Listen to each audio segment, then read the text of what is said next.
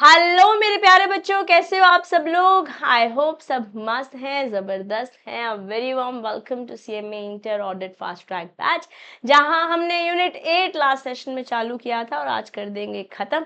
और इसी के साथ साथ हम टोटल 40% ऑफ ऑडिटिंग कर लेंगे फिनिश। बस फिर 10% सिलेबस है, जहां 6.1 यूनिट में और 6.4 यूनिट में हम थोड़ा समय देंगे, बट बाकी सारी यूनिट्स बहुत छोटी हैं जो जल्दी ही हो जाएंगी। तो नेक्स्ट 2 to 3 मोर सेशंस में हमारा ऑडिट हो जाएगा पूरा कंप्लीट। यस, यूनिट 7 हम ऑलरेडी कर चुके हैं, यूनिट 8 का फर्स्ट पार्ट कर चुके हैं, सेकेंड करने वाले हैं और फिर यूनिट 6 के सब पार्ट्स करने वाले हैं। तो चलो मेरे प्यारे बच्चों, विद हाई जोश let's continue with auditing of different kinds of undertakings, जहां हम ऑलरेडी एजुकेशनल इंस्टीट्यूशन पढ़ चुके हैं, हेल्थ केयर पढ़ चुके हैं, हॉस्पिटैलिटी पढ़ चुके हैं। अब हम करने चल रहे हैं ऑडिट ऑफ बैंक। ये थोड़ा सा बड़ा है कंपैरेटिवली, बट इसके बाद जो 8.5 और 8.6 है वो फिर छोटे हैं। ठीक है, तो चलो आओ चालू कर रहे हैं।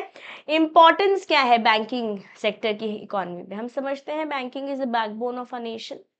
बैंकिंग में कुछ गड़बड़ हो गई तो समझिए everything is going to be impacted. अगर आपने मनी हाइस्ट देखा है तो आप थोड़ा तो समझते हैं। बाकी इस कंटेंट को मनी हाइस्ट के नहीं बट ऑडिट के पर्सपेक्टिव से समझते हैं, रिवाइज करते हैं, जो हमारे एग्जाम के लिए इम्पॉर्टेंट है। ओके, बैंकिंग इंडस्ट्री क्या है? फाइनेंशियल इंटरमीडियरी है। जिनके पास सेविंग्स है उनको मिलाता है इन्वेस्टर्स के पास से। यस, एफिशिएंट कैपिटल एलोकेशन हो पाती है, इकोनॉमिक डेवलपमेंट होता है जिसकी वजह से, और एक स्ट्रॉन्ग बैंकिंग सिस्टम क्रिएटेड है हमारी कंट्री में because of rules and regulations that come through RBI guidelines. Yes, financial deepening and growth momentum in India का definitely बैकअप मिलता है या स्ट्रेंथ मिलती है through banking. Okay, stable financial markets and international best practices भी use हो पा रही हैं। ओके, अब कैसे इसे याद कर सकते हैं? बर्ड से, बर्ड ग्रो फिनेंशियली से हमने इसको याद कर रखा है कि कैसे आप याद कर पाएंगे the importance of banking and the role of banking in India. Yeah, banking industry is the pivot. यहाँ से, यहीं से शुरू होता है सब, बैकबोन है ना, इंटरमीडियरी है, रेगुलेटेड बाय आरबीआई है, और डेवलपमेंट हो रहा है deepening of finance, not only from the purview of banks but when you take into consideration the entire financial market. ठीक है, हमारे पास टाइप्स ऑफ बैंक्स क्या है? हमारे पास कमर्शियल बैंक्स हैं, आरआरबीज हैं, कोऑपरेटिव बैंक्स हैं, डेवलपमेंट बैंक्स हैं और पेमेंट बैंक्स हैं, स्मॉल फाइनेंस बैंक्स हैं। और ये ऐसा टॉपिक है जो पहली बार शायद खाली ऑडिट में नहीं पढ़ रहे होंगे, आप वेरियस प्लेटफॉर्म्स में अलग अलग जगह पढ़कर आए होंगे, चाहे वो क्लास 11-12 था, चाहे आप ग्रेजुएशन में देखा होगा आपने, या हो सकता है ऑडिट के साथ साथ किसी और सब्जेक्ट में जैसे कि एफएम में भी आप ये टॉपिक देख रहे होंगे। तो टाइप्स ऑफ बैंक में शुरुआत कर रहे हैं हम कमर्शियल बैंक के साथ। यहाँ पर एजेंडा क्या है? कौन है टारगेट ऑडियंस? जो लोग शहर में रहते हैं, जो लोग गांव में रहते हैं, इंडिविजुअल्स या बिजनेसेस भी हैं। कमर्शियल बैंक्स का टारगेट प्रॉफिट ओरिएंटेड होते हैं। ऑफ कोर्स ऐसा तो है नहीं कि जो लोग पैसे जमा करा रहे हैं उनसे जितना पैसा जितना ब्याज उन्हें दे रहे हैं उतना ही ले रहे हैं जिनको आगे फर्दर लोन दे रहे हैं, ऐसे तो नहीं कर रहे ना। Bank is a profit making organization, तो प्रॉफिट ओरिएंटेड है। Commercial bank wide range of services देता है और आरबीआई ही इसे रेगुलेट करता है। अगर मैं आरआरबी रीजनल रूरल बैंक्स के बारे में बात करती हूँ तो ये rural poor and small farmers को केटर करता है, that's a target audience. Focus है rural credit and financial inclusion. Financial inclusion is what?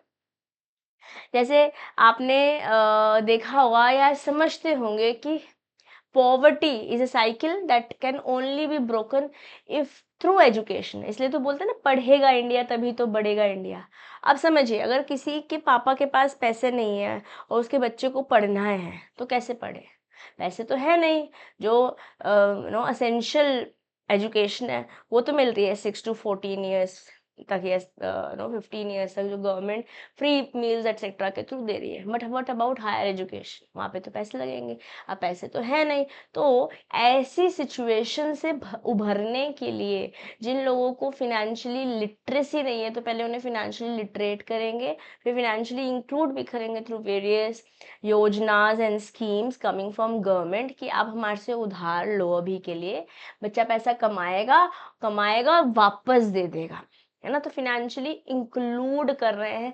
वो पढ़ेगा तो कमा पाएगा, और कमा पाएगा तो ये जो पॉवर्टी की साइकिल है इसे तोड़ के विशियस सर्कल को तोड़ते हुए आगे बढ़ पाएगा। खैर, financial inclusion is a topic to be discuss in some other topic in some other class. अभी फोकस करते हैं आरआरबी पे। फोकस या mode of operation, nature of operation नहीं है कि रूरल क्रेडिट दे, फिनेंशियल इंक्लूजन दे, और यहाँ इसको भी गवर्निंग जो रेगुलेटरी बॉडी है वो आरबीआई है, चाहे वो आरआरबी है, that is regional rural bank. Cooperative banks, cooperative societies हैं यहाँ फोकस। कोऑपरेटिव सोसाइटीज हमारा 6.8.5 यूनिट कोऑपरेटिव सोसाइटी के बारे में, तो वहाँ पे और डिटेल में बात करेंगे जब रिवाइज करेंगे। रूरल कस्टमर्स ही हैं यहाँ पर भी फोकस। मेंबर बेस्ड होता है, क्योंकि आपने जब क्लास 11th में अगेन चैप्टर 2 पढ़ा था, cooperative societies was one of the form of organization जो कोऑपरेटिव सोसाइटीज एक्ट 1912 गवर्न करता है। आपने वेरियस अलग अलग जगह में बिट्स एंड पीसेस में इसके बारे में बातचीत करी होगी। तो यहाँ मेंबर्स बनते हैं वॉलेंटरली, कम से कम 10 लोग होने चाहिए, ऐसी ऐसी बातचीत आपने पहले भी पढ़ी होगी। प्रमोट क्या कर रहे हैं, कोऑपरेटिव सेक्टर, जैसे 10 लोगों ने, चाहे वो जैसे Amul is a cooperative society, right, Anand milk something something ऐसे करके, यूनियन लिमिटेड ऐसे करके पढ़ा होगा, ये भी आरबीआई ही गवर्न करते हैं। डेवलपमेंट बैंक्स, इंडस्ट्रियल इंफ्रास्ट्रक्चर इनका फोकस, क्योंकि खाली ये पैसा नहीं देते, इसके अलावा और गाइडेंस भी देते हैं फॉर बिजनेस टू ग्रो, या लॉन्ग टर्म फिनेंसेस देते हैं, जनरली आरबीआई गवर्न करता है। Payment banks, general public is the audience. Small saving and payment services देते हैं, ज़्यादातर ये उधार नहीं देते हैं, क्रेडिट सर्विसेज नहीं देते हैं, अगेन आरबीआई इसे गवर्न करता है। स्मॉल फिनेंस बैंक्स, ये अनसर्व्ड एंड अंडरसर्व्ड मार्केट को फोकस करता है, जिन तक लोग पैसे पहुंच नहीं पा रहे हैं उन तक पहुंचाने की कोशिश कर रहा है, या कम पहुंच रहे हैं इसलिए अंडरसर्व्ड बोल रहा है। फोकस है स्मॉल बिजनेसेस या low income groups, again RBI is a regulator है। रेगुलेटरी फ्रेमवर्क क्या है, हमारे पास बीआर एक्ट है 1949, that is banking regulation act. Companies act है, एसबीआई एक्ट है, एसबीआई सब्सिडरी बैंक एक्ट है, आरआरबी एक्ट है। देखो ये तो हमारे को याद करना डिफिकल्ट नहीं है, ये हमारा ऑलरेडी आप कंपनीज एक्ट पढ़ रहे हैं लॉ में। एसबीआई 1955 है, इंपीरियल बैंक हुआ करता था पहले। अभी रिसेंटली मैं कोई मूवी देख रही थी, वहाँ पे इंपीरियल बैंक ही बता रहे थे, if I remember I let you know, और अगर आपको याद है तो आप मुझे बताइएगा, रिसेंटली कहीं ओटीटी में देखा है मैंने। एसबीआई सब्सिडरी बैंक्स एक्ट 1959 है, इसके 4 साल बाद।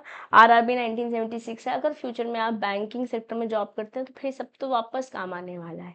उसके बाद आईटी एक्ट है 2000, prevention of money laundering act है 2002, और इनमें से कुछ एक्ट्स आप सेम में फाइनल में पढ़ेंगे लॉ में, okay. Banking companies acquisition act 1980, credit information companies regulation act 2005, payment and settlement system act, ये बहुत इंपॉर्टेंट एक्ट्स हैं, पता है आपको, इन जनरल ये बहुत इंपॉर्टेंट एक्ट्स हैं आपके लिए एज सी में प्रोफेशनल्स। खैर इतनी डिटेल में अभी तो नहीं है, हम फाइनल में देखेंगे कुछ कुछ इनमें से एक्ट्स। और आरबीआई एक्ट 1934 तो है, ये ओवरआर्चिंग है, सबके ऊपर है ये, या form and content of financial statements of bank, जो बीआर एक्ट 1949 है उसका सेक्शन 29 बोलता है कि आपको एक बैंक को फिनेंशियल स्टेटमेंट्स में बैलेंस शीट बनानी है as per form A of third schedule, and PNL account बनाना है form B of third schedule. क्या ये लर्न करना है? जी हाँ, ये लर्न करना है, अगर अभी तक आपने लर्न नहीं किया है। ठीक है, अब किस पे एप्लीकेबल है? नेशनलाइज बैंक्स पे एप्लीकेबल है, एसबीआई पे एप्लीकेबल है, आरआरबीज पर भी एप्लीकेबल है, section 29 of BR act 1949। I hope you have already taken a note of the section, you have already taken the note of the act. If you have not, do it now. Form A form B दोनों important है, balance sheet के लिए भी, PNL account के लिए भी। यहाँ से एमसीक्यूज भी पूछे जा सकते हैं। ठीक मेरे प्यारे बच्चों, अब स्टैट्यूटरी ऑडिट, अभी मुद्दा यहाँ से तो शुरू हुआ है ऑडिट में, अभी तक तो हम कहानी बैकग्राउंड समझ रहे थे। स्टैट्यूटरी ऑडिट कैसे होता है इन बैंक्स, ऑडिटर की अपॉइंटमेंट और रेम्यूनरेशन के बारे में पहले बात करते हैं। जो बैंकिंग कंपनीज हैं वो एक एनुअल जनरल मीटिंग करती है अपने शेयर होल्डर्स की, और सेक्शन 142 ऑफ कंपनीज एक्ट के अंतर्गत एक स्टैट्यूटरी ऑडिटर अपॉइंट करती है फॉर द बैंक्स ऑडिट। या अगर नेशनलाइज बैंक है तो बोर्ड ऑफ डायरेक्टर्स के पास अथॉरिटी है to appoint. Okay, RBI in consultation with central bank appoint auditors and also talk about the remuneration of auditors of nationalized banks. Important table है ये. तो guys, a few of you were asking in the previous video कि ma'am कहाँ से notes मिल पाएंगे. आप website से जाकर चेकआउट कर सकते हैं. दीपक क्लासेस वेबसाइट पे भी अवेलेबल है, दिशा दुआ क्लासेस वेबसाइट पे भी अवेलेबल है. 199 rupees is the only investment. The original cost of these summary notes is 999, but just for you since exams are coming 199 रुपये एक इन्वेस्टमेंट है जो आप अपने अंदर कर सकते हैं. और 6.1 से लेके 8.6 तक सारे यूनिट्स मैंने 6 to 8 कवर कर रखे हैं स्मार्ट चार्ट्स के थ्रू. ठीक है, जो आपको पिक्टोरिकली याद करने में आसान रहेंगे. और अभी हम रिवाइज कर रहे हैं तो सबसे बढ़िया रिसोर्स रहेगा एग्जाम से पहले. तो आप चाहें तो जाके ले सकते हैं. Otherwise you can draw also in your notebook seeing from here. Okay, चलो. नेशनलाइज बैंक्स में कौन किसके पास अपॉइंटमेंट की अथॉरिटी है? बोर्ड ऑफ डायरेक्टर्स के पास है. आरबीआई को सेंट्रल गवर्नमेंट के साथ कोऑर्डिनेट करना है, कंसल्ट करना है, and then the auditor is appointed. SBI में जो कंट्रोलर एंड ऑडिटर जनरल है उनके पास है authority as per government regulation. RRBs में बैंक विद सेंट्रल गवर्नमेंट का अप्रूवल लगता है और यहाँ पर भी रेम्यूनरेशन कौन फिक्स करता है? आरबीआई या फिर सेंट्रल गवर्नमेंट. सो बेसिकली इधर वाला टेबल है कौन अपॉइंटमेंट कर रहा है, इधर वाला टेबल है रेम्यूनरेशन कौन फिक्स करता है. तो एक बारी come on let's do it once again. Banking companies में हमारा अपॉइंटमेंट होता है एजीएम में शेयर होल्डर्स के साथ. पैसे कौन दे रहा है, पैसे कैसे मिल रहे हैं? As per section remuneration basically section 42 of companies act. अगर ये हम चल दे रहे हैं नेशनलाइज बैंक्स में, तो नेशनलाइज बैंक्स में बोर्ड ऑफ डायरेक्टर्स अपॉइंट करते हैं. जो पेमेंट आ रही है वो आरबीआई की आ रही है in consultation with central government. अगर मैं चल दे रही हूँ एसबीआई के पास तो controller and auditor general of India appoint करते हैं और पैसे रेम्यूनरेशन की बातचीत गवर्नमेंट रेगुलेशंस के अकॉर्डिंग होती है. अगर यही हम आरआरबीज पे चलती हैं तो जो बैंक है along with central government appoint करता है और पेमेंट अगेन आरबीआई या फिर सेंट्रल गवर्नमेंट कर रही है. ये टेबल अपने आप में आपके लिए बहुत इंपॉर्टेंट है. ऑडिटर का जो रिपोर्ट होगा बैंक के कंटेक्स्ट में वो क्या, उसमें क्या क्या कंटेंट होगा, की पॉइंटर्स जो ऑडिटर को कमेंट पक्का से मस्ट कमेंट ऑन करने हैं कि भैया जी जो फिनेंशियल अफेयर्स हैं वो ट्रू और फेयर दिखा रहे हैं. नहीं तो ऑडिटर का काम है तो करना ही पड़ेगा. Transaction with banks power, with in the banks power. Okay, adequacy of returns from branches and offices, मतलब हेड ऑफिस है उसके ब्रांचेस अलग अलग है तो कितने इफेक्टिव हैं, all of that needs to be commented upon by the auditor. और कोई और भी रेलिवेंट मैटर अगर सेंट्रल गवर्नमेंट से आया तो इन सब के ऊपर ऑडिटर ने अपने कंटेंट में बातचीत करनी है. लेटर ऑफ एंगेजमेंट एक टॉपिक है यूनिट 6 के अंदर. ठीक है, जो बच्चे मेरे साथ क्लास में उन्होंने बहुत डिटेल में पढ़ा होगा या आपने अगर कहीं भी से भी क्लासेस लिए या सेल्फ स्टडी करिए तो आपने इन जनरल पढ़ा हुआ होगा. रिवाइज करेंगे जब हम चैप्टर पे पहुंचेंगे. ठीक है, और कोशिश करेंगे कि अगर आपने पहले ऑडिट पे ज़्यादा ध्यान नहीं दिया है और एग्ज़ाम के लिए आप तैयारी कर रहे हैं तो स्मार्टली इतने काबिल हो जाओ कि एटलीस्ट हम पासिंग से ऊपर पहुंच जाए. ठीक है, चलो. ऑडिटिंग एस्पेक्ट्स क्या है बैंकिंग फिनेंशियल स्टेटमेंट्स के? देखो जैसे हमने पहले बात करी है कि कहाँ से पैसे आ रहे हैं, कहाँ जा रहे हैं, कितना स्ट्रांग है इंटरनल कंट्रोल से, तो वो सब बातों को यहाँ पर भी ध्यान रखेंगे. बट बैंकिंग क्योंकि इन जनरल वेरी इंपॉर्टेंट है, यहाँ से प्रीवियस ईयर में क्वेश्चन पूछा भी है. I also give you a glimpse of कैसा क्वेश्चन पूछा गया है. वैसे मैंने शायद पहले भी दिखाया था but I will show it you once again. देखो क्या पूछ रखा है हमारे से. ऑडिट ऑफ अ हॉस्पिटल तो ये 8.2 है, हम ऑलरेडी कर चुके हैं. ओके, देन हमारे पास है पंचायत से municipality, will talk about it. Education institution का ऑडिट हम देख चुके हैं, ये 8.1 में हमने पढ़ा. कोऑपरेटिव सोसाइटी 8.5 में पढ़ेंगे, थोड़ी देर में अभी बताऊंगी इसके बारे में.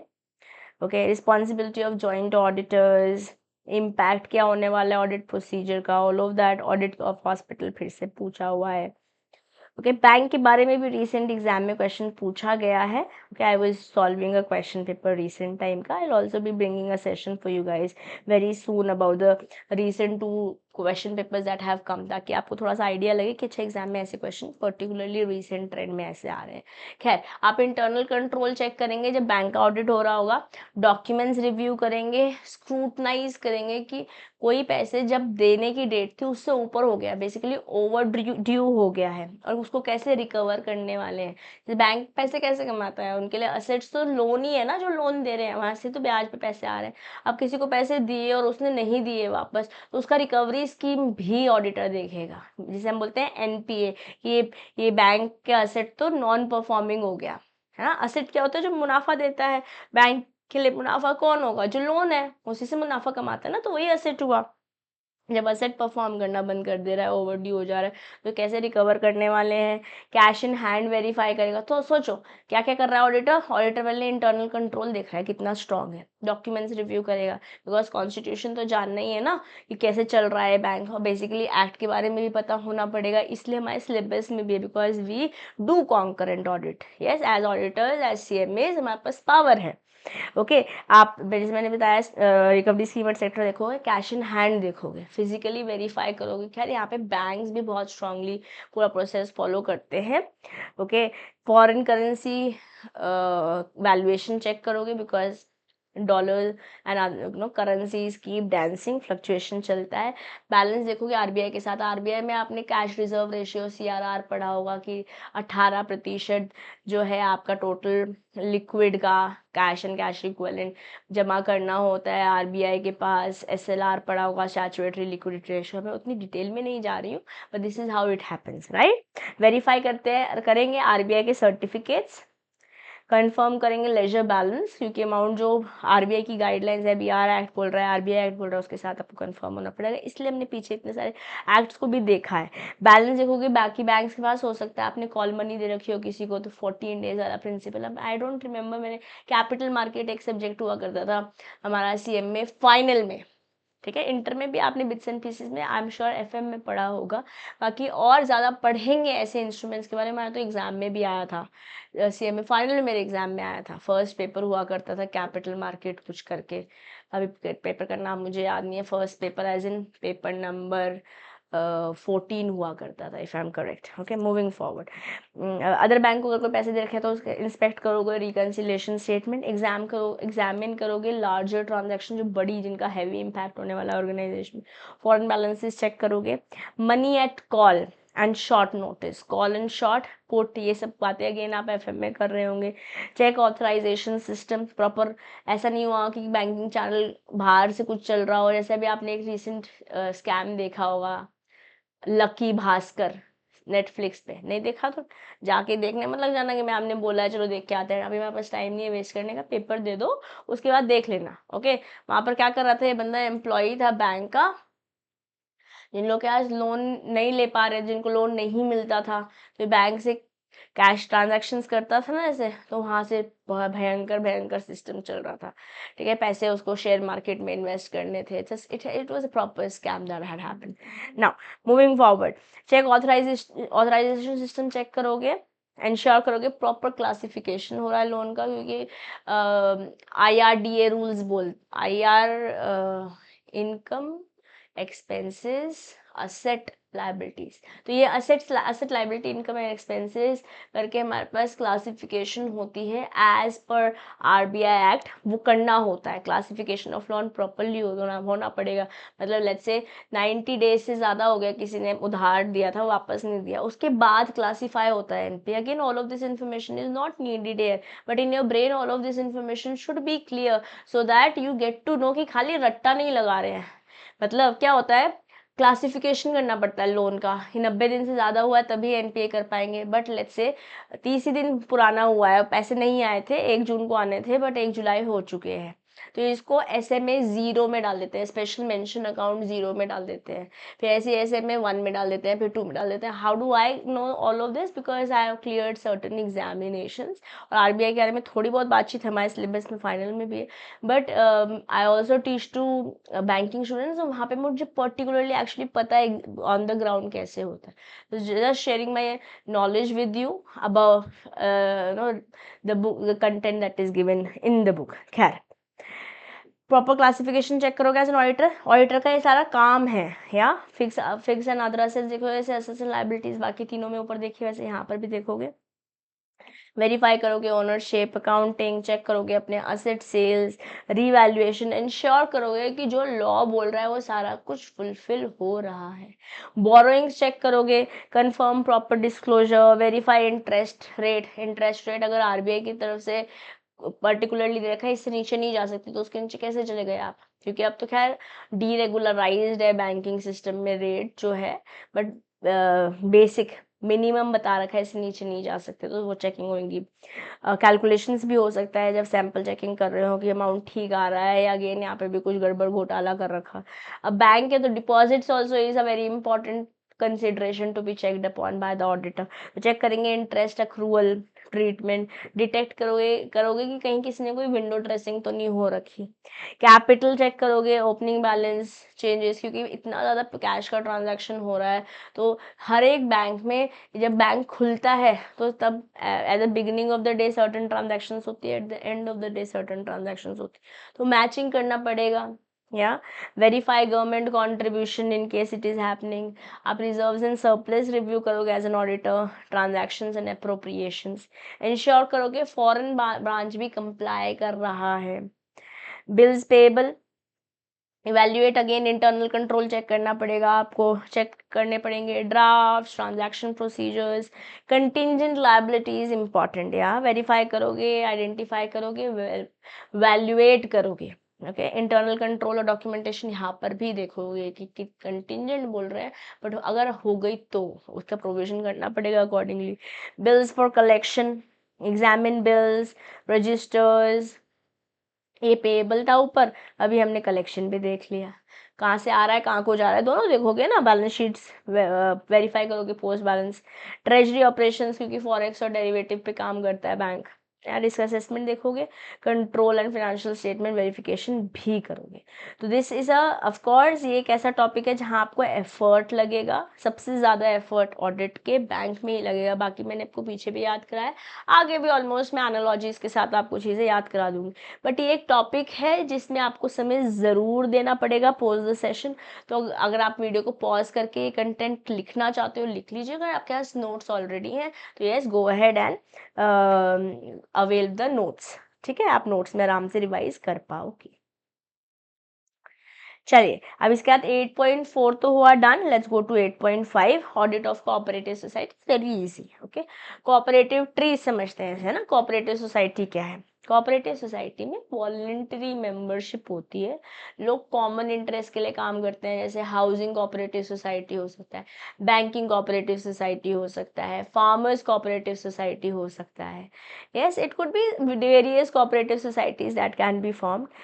डेमोक्रेटिक कंट्रोल है, बेसिकली वोटिंग राइट्स होती हैं यहाँ पर भी। Okay, shared risk and benefits है, जैसे मैंने अमूल का एग्जांपल आपको दिया, इसको ऐसे मानते हैं जैसे कोऑपरेटिव सोसाइटी में एक एनालॉजी मैंने आपको दिया है टू रिमेंबर, इसको एक कम्युनिटी किचन जैसे मानो, एवरीवन कंट्रीब्यूट्स इंग्रेडिएंट्स, कोई दाल लिया है, कोई सब्जी लिया है, कोई मसाले लिया है, कोई तेल लिया है, समथिंग लाइक दैट, ऐसे ही सब लोग कैपिटल कंट्रीब्यूट कर रहे हैं, कुकिंग में शेयर लेकर आते हैं, बेसिकली लाइक मैनेजमेंट, और मील कर एंजॉय करते हैं, जो भी प्रॉफिट है जो भी लॉसेज है, कोई सब्जी अच्छी बनी है कोई खराब बनी है, तो एंजॉय करके आराम से खाते पीते हैं। उसी तरीके से कोऑपरेटिव सोसाइटीज भी वर्क करती है। हमारे पास कंज्यूमर कोऑपरेटिव सोसाइटी है, हाउसिंग कोऑपरेटिव सोसाइटी है, इंडस्ट्रियल कोऑपरेटिव सोसाइटी है, credit cooperative society and farming cooperative society है। These are the types of cooperative societies. Consumer cooperative society क्या करते हैं, जैसे कंज्यूमर्स ने मिलके एक अपना समूह बनाया वॉलेंटरली, और ये गुड्स सामान, क्योंकि जब बल्क में खरीदते हैं तो सस्ता मिलता है ना, होलसेल में खरीदते हैं तो ये गुड्स लोअर प्राइसेस में खरीदते हैं, जैसे अपना बाजार is an example. Okay, housing cooperative society में अफोर्डेबल हाउसेज होता है अपने मेंबर्स के लिए, ये सोसाइटी हाउसिंग प्रोजेक्ट, जैसे आपने दिल्ली, वेस्ट दिल्ली में द्वारका साइड आपने बहुत सारे कोऑपरेटिव सोसाइटीज देखी होंगी। इंडस्ट्रियल कोऑपरेटिव प्रमोट करते हैं स्मॉल इंडस्ट्रीज को, जैसे हैंडलूम वीवर, जैसे अब मैं आई रिमेम्बर मैं कश्मीर गई थी, तो वहाँ पर अभी नहीं गई थी, 2021 में गई थी। Okay, so guys don't, let's focus on exam. I hope you are understanding my focus here. Okay, don't get distracted. ठीक, वहाँ पर एक कोऑपरेटिव सोसाइटी से मैंने कुछ शॉल्स एटसेट्रा बेडशीट्स ली थी, तो it was a cooperative society, उन्होंने मेंबर्स ने मिलकर वो हाथ की कढ़ाई करके वीविंग करके सामान बेचते हैं, industry right, it's cooperative society. Credit cooperative society credit देते हैं अपने मेंबर्स को उधार, जैसे urban cooperative society. Farming cooperative society joint farming equipment use, साथ मिलके कैसे, कोई किसी ने फार्मर्स के पास अगर बहुत पैसे नहीं है, पहली बात तो इनको एजुकेशन भी मिलती है सोसाइटीज में कि कैसे फार्मिंग को बेटर किया जा सकता है, कैसे पेस्टिसाइड एक्सेट्रा कम किया जा सकता है। प्लस जो मशीनरीज बहुत हैवी है, महंगी है, उनको साथ मिल के ले सकते हैं, जॉइंटली यूज कर सकते हैं, जैसे milk cooperative like Amul, like I give you the example already. या इनकी ऑडिट रिक्वायरमेंट क्या है? As per section 17 of cooperative societies act 1912, तो जिन बच्चों ने 11th क्लास में अच्छे से पढ़ा था कोऑपरेटिव सोसाइटीज, उनको कुछ बातें तो याद आ रही होंगी। यहाँ पे ईयरली ऑडिट होता है, किसके द्वारा? या तो रजिस्ट्रार द्वारा या फिर ऑथराइज पर्सन द्वारा, और यहाँ से एग्जाम में आपसे क्वेश्चन पूछा जा सकता है। इंपॉर्टेंट है, अगर आप नोट्स नहीं भी लिए और पूरे नोट्स नहीं भी लिख रहे हैं, आप अपने नोट से ही पढ़ रहे हैं, ये पॉइंटर अपने नोटबुक में लिख के डब्बा लगा लीजिए, ठीक है। इंक्लूड क्या करता है इसमें? What all is included? Over due debts, जो उधार दे रखे हैं, दिए हुए हैं बट जितने जब वापस आने चाहिए थे वो नहीं आए हैं। असेट्स और लायबिलिटीज की वैल्यूएशन, ओके। तो जो रजिस्ट्रार होगा या कलेक्टर होगा, जो भी ऑथराइज पर्सन है, वो असेस करते हैं all record, they can access all the records at any given point in time. जब मैं कोऑपरेटिव सोसाइटी की ऑडिट के बारे में बात कर रही हूँ मेरे बेटे, am I clear about this chart to everybody? Section 17 of Cooperative Societies Act 1912. Yeah. Now let's talk about the qualification and appointment of auditor. Very important, मैंने भी दिखाया आपको, यहाँ से क्वेश्चन आया हुआ है। Yes, क्या ऑडिट कौन कर सकता है? एक सीए कर सकता है अंडर द सीए एक्ट 1949, या कोई गवर्नमेंट डिप्लोमा होल्डर कर सकता है, या कोई एक्स कोऑपरेटिव डिपार्टमेंट ऑडिटर भी कर सकता है। कौन अपॉइंट करता है? Registrar of cooperative societies appoint करता है। बहुत important, very important. Audit society, जो ऑडिट की कोऑपरेटिव सोसाइटी की रिपोर्ट होती है, और रजिस्ट्रार को भी सबमिट होगी, उसने अपॉइंट किया है, और उस सोसाइटी को भी होगी जिस सोसाइटी का ऑडिट कर रहे हो आप, है ना। ऑडिट फीस कौन देने वाला है? Society, based on the working capital. Working capital पे के बेसिस पे फीस, और रजिस्ट्रार ने अपॉइंट किया बट रजिस्ट्रार पैसे नहीं दे रहा, पैसे जिसका ऑडिट हो रहा है वो दे रहा है, ठीक है। Important, important, okay. इस वजह से समझ सकते हैं हम, think of registrar as the principal of a school, he appoints the examiner, that's the auditor, and the exam result, audit reports goes to him as well along with the students, right? ना कैसे records maintain करने हैं? जो cash book है उसमें सारे आपके receipts, सारे आपके एक्सपेंसेस आने चाहिए। जर्नल और पर्सनल लेजर्स को समराइज अकाउंट में आपको लिखना है। स्टॉक रजिस्टर में आपको इन्वेंट्री ट्रैक करनी है, स्पेशली जब मैं प्रोड्यूसर्स कोऑपरेटिव सोसाइटी की बात करी, जैसे हमने कंज्यूमर कोऑपरेटिव सोसाइटी सारे कंज्यूमर्स ने मिलकर सस्ते दामों में खरीदे, ऐसे प्रोड्यूसर्स कोऑपरेटिव सोसाइटी अपनी बार्गेनिंग पावर बढ़ाने के लिए, छोटे छोटे प्रोड्यूसर्स हैं वो अब सामान लेने गए, जैसे धागा लेने गए, अब इंडिविजुअली लेने जाएंगे तो कम स्टॉक लेंगे, और कम स्टॉक लेंगे तो महंगा पड़ेगा। जब साथ मिलके जाएंगे, साथ मिलके प्रोड्यूसर्स अपनी कोऑपरेटिव सोसाइटी बना लेंगे, खाली सामान लेने में आसानी नहीं होगी, बेचने में भी आसानी होगी। तो प्रोड्यूसर कोऑपरेटिव सोसाइटी में जनरली इन्वेंट्री भी ट्रैक करते हैं। Property register, immovable asset track करने के लिए। Register of FDs, track deposit details like date, interest, maturity, जो उन्होंने पैसे इन्वेस्ट कर रखे हैं बेसिकली, उसको भी तो उसका भी तो ट्रैकिंग करनी पड़ेगी ना। Yes, register of sureties, detail of loan sureties in credit societies, इन सब की किताबें भी मेंटेन करनी होती है। All of these books need to be maintain in a cooperative society. Restriction important है एमसीक्यूज के लिए। शेयर होल्डिंग मैक्सिमम 20% हो सकती है, या 1000 रुपीज इन वैल्यू, सेक्शन 5 बोल रहा है, ओके। लोन सिर्फ और सिर्फ मेंबर्स को दिया जा सकता है। To other societies with registrar's approval, एक सोसाइटी दूसरे सोसाइटी को लोन दे सकती है, बट यहाँ पे आपको रजिस्ट्रार का अप्रूवल लगेगा एज पर सेक्शन 29। इंपॉर्टेंट है, वेरी इंपॉर्टेंट है डेटा, हाईली रिकमेंडेड है to write, even if you have the notes, लिखते हो तो याद करना आसान होता है। तो सेक्शन 29 पता होना चाहिए आपको कि लोन अपने मेंबर्स को देते हो, वरना बाकी सोसाइटीज के दूसरी सोसाइटीज को भी दे सकते हो, but then you need registrar का अप्रूवल। या जो मैक्सिमम शेयर होल्डिंग हो सकती है वो है 20% या ₹1000 in value as per section 5 of cooperative societies act 1912।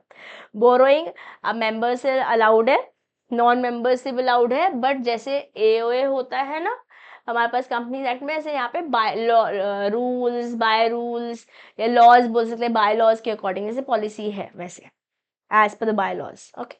Now, investment only as per section 32, cooperative banks, Indian Trust Act, section 20, securities. याद करना पड़ेगा, और this is information that you will have to learn. मैं इसमें समझाने पे जाऊंगी तो बहुत डिटेलिंग हो जाएगी। ओके, चैरिटेबल यूज मैक्सिमम 10% हो सकता है नेट प्रॉफिट का after reserve fund. Reserve fund करने के बाद जो 10% बचेगा प्रॉफिट का वो आप चैरिटी में दे सकते हो, और यहाँ पर भी आपको रजिस्ट्रार की अप्रूवल लगेगी। ये सारा डेटा इतना ज़्यादा इम्पॉर्टेंट है, एमसीक्यूज के पर्सपेक्टिव से बोलूँ तो मतलब इसको बिल्कुल आप छोड़ के नहीं जाइएगा। Please don't leave this data. ठीक है, चलो अब आगे बढ़ते हैं। एप्रोप्रिएशन ऑफ प्रॉफिट, कैसे अप्रोप्रिएट करोगे अपने मुनाफे को? पहले रिजर्व फंड में डाल दोगे, 25% of profit can reduce to 10%, हो सकता है 10% तक रिड्यूस कर दिया जाए, बट वह जनरली 25% होता है। डिविडेंड और बोनस, रिजर्व फंड ट्रांसफर करने के बाद ही आप कोई डिविडेंड या बोनस डिक्लेयर कर सकते हो। वेरी इंपॉर्टेंट, प्रीवियस ईयर में सिमिलर टाइप का क्वेश्चन पूछा गया है। बाकी रिजर्व्स जैसे कि बायलॉज बोल रहे हैं वैसे मेंटेन करना होगा। चैरिटेबल कंट्रीब्यूशन जैसे हमने बोला कि सिर्फ और सिर्फ अप टू 10% हो सकता है, section 34 sorry, and that too after registrar's approval.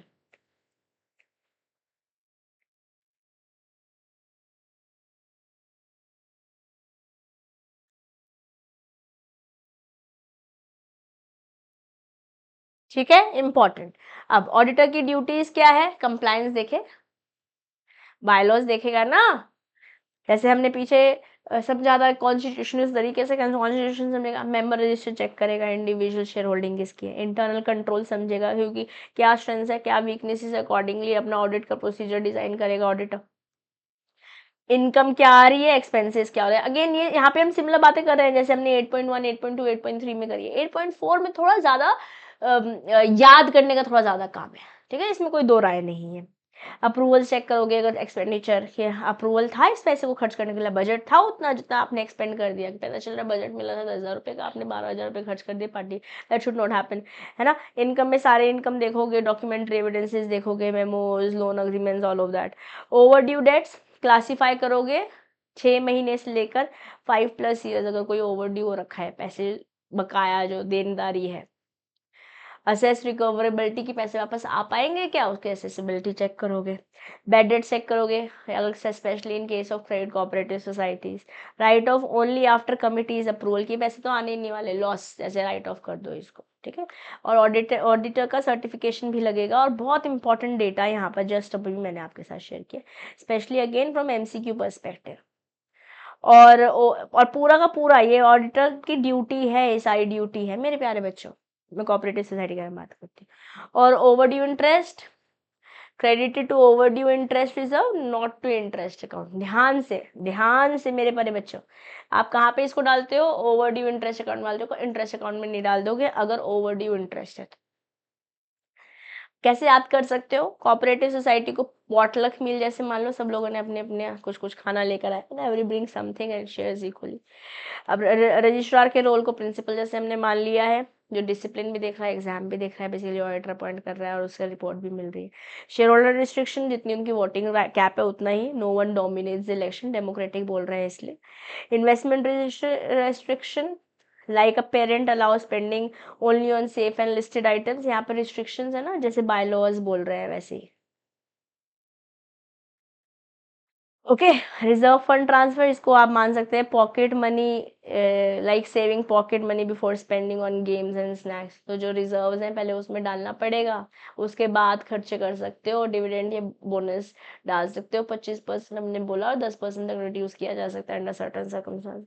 Auditor का रोल डिटेक्टिव जैसे, जो चेक कर रहा है रिकॉर्ड्स, क्वेश्चन कर रहा है रूल्स, और रिपोर्ट कर रहा है फैक्ट्स।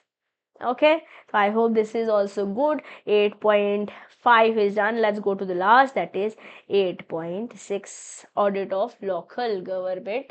यहाँ से एग्जाम में क्वेश्चन पूछा हुआ है, तो ऑलमोस्ट सारा इंपॉर्टेंट है, 10 नंबर का है और बहुत डिफिकल्ट भी नहीं है ना। लगभग 2 घंटे में हमने पूरा, 2 घंटे से भी कम में हमने पूरा रिवाइज कर लिया है। ना मेन ऑब्जेक्टिव क्या है, audit of local bodies. Audit क्यों करना है लोकल बॉडीज का, पंचायत और ग्राम पंचायत म्यूनिसपैलिटीज के बारे में बात करी ना हमने, ताकि फेयरनेस हो, करेक्टनेस हो, फाइनेंशियल स्टेटमेंट में ये चेक किया जा सके, है ना। जैसे मान लेते हैं आप अपने बैंक के पासबुक को चेक करते हो ना, जितना अकाउंट में है वो सब मैच हो रहा है, कोई पैसे ऐसे तो नहीं दिखा रखे अपने विड्रॉ कर रखे, करे ही नहीं और विड्रॉ रखे हैं वो, या दूसरा ऑब्जेक्टिव है इंटरनल कंट्रोल देख रहे हैं, इंश्योर कर रहे हैं, इसको एग्जांपल ऐसे समझ सकते हैं, इंश्योर कर रहे हैं lock on all the doors before he lets going out, check कर रहे हो ना, ऐसे इंटरनल कंट्रोल्स देख रहे हो कितना स्ट्रांग है। Value for money on expenditure, like verifying ₹100 spend on books, ये यूजफुल नॉलेज, राइट, किस पे डाल रहे हो पैसे, कहाँ खर्चा कर रहे हो, क्योंकि जनता जवाब मांगती है। Yes, detection of fraud and errors, auditor detective जैसे देख रहा है दया दरवाजा तोड़ दो, क्या। तो ऑडिटर के क्या स्पेशल स्टेप्स है, ऑडिटर वेरीफाई, पहले वेरीफाई करते हैं ऑडिटर की appointment as per the regulation होनी चाहिए, कॉन्स्टिट्यूशन समझेगा,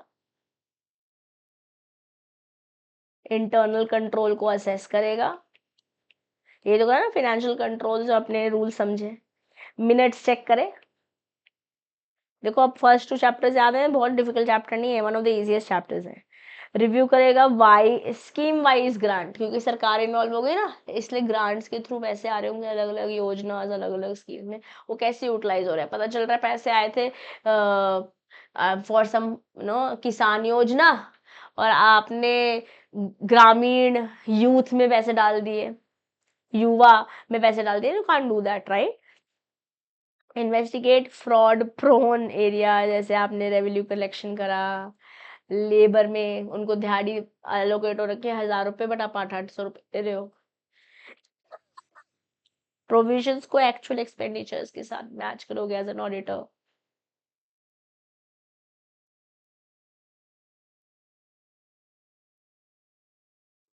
और कॉस्ट इफेक्टिवनेस इवेल्युएट करोगे, और मेजर स्कीम्स के आउटकम्स भी, मतलब सरकार ने कोई योजना बनाई होगी फॉर द बेनिफिट ना, क्या वो बेनिफिशियल रही, क्योंकि इस पे भी टिप्पणी अपने रिपोर्ट में, इस पे भी बातचीत ऑडिटर को करनी हो।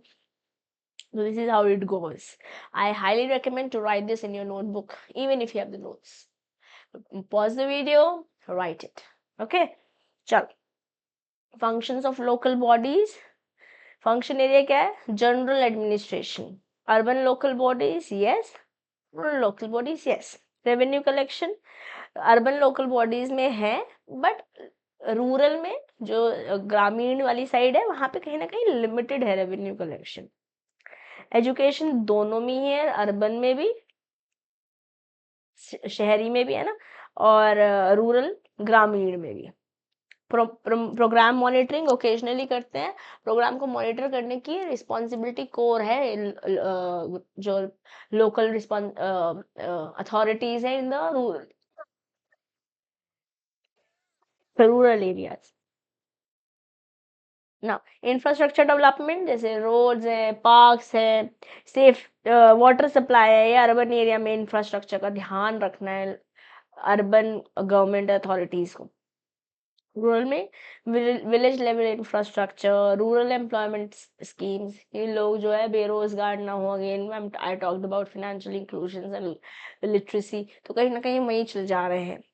स्कीम इम्प्लीमेंटेशन या तो डिपार्टमेंट के थ्रू होगी, कोई स्कीम लगानी है, जैसे मान लेते हैं क्लीनिंग से रिलेटेड हुआ, क्या क्या बोलते हैं, स्वच्छ भारत का इरादा, इरादा बढ़िया, आपके घर के बाहर से आते हो कैसे, मैंने यहाँ पे नोएडा में तो नहीं देखा, but I am from Roorkee, तो जब मैं अपने मम्मा के घर जाती हूँ तो मैं रोज आता है एक एक नो देयर इज अ गाड़ी दैट कम्स, उसमें कूड़ा डालना होता है।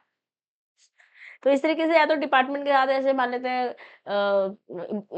इलेक्ट्रिसिटी डिपार्टमेंट है या वाटर डिपार्टमेंट है, it can go through them और थ्रू डायरेक्टली कैन ऑल्सो, जैसे मनरेगा है, प्रधानमंत्री अटल योजना है ना, ग्रामीण जी, या हो सकता है डायरेक्टली मैनेज हो, रिपोर्टेड हो थ्रू डिपार्टमेंट्स हो, है ना। तो इसको कैसे याद करेंगे, इसको कैसे याद कर सकते हैं, think of urban local bodies as mini city corporation and rural ones like multi village committees ensuring basic objective agenda है जो अर्बन रिक्वायरमेंट्स हैं वो अर्बन बॉडीज फॉलो कर रही हो, रिक्वायरमेंट को फुलफिल कर रही हो, और या लोकल बॉडीज को विलेज वालों की ध्यान रखना होगा। And with this we are done, खत्म।